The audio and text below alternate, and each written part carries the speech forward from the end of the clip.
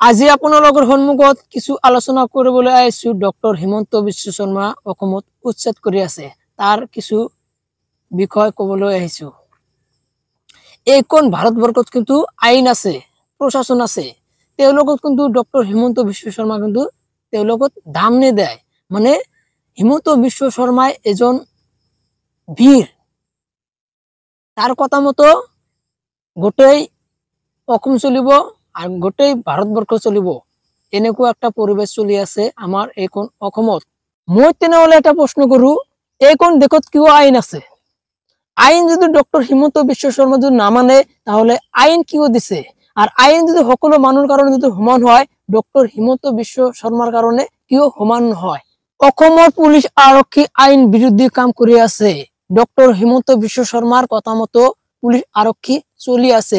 উচ্চ ন্যায়ালয় যেটা রায় দিয়ে আছে সেইটো রায় কিন্তু পুলিশ আরক্ষী বিলাকো নামানে, ডক্টর হিমন্ত বিশ্ব শর্মার কথা মতো চলি আছে। তেনেহলে দেশত কিয় আইন আহিছে? এইটো মোৰ প্ৰশ্ন। কিয় আইন আছে?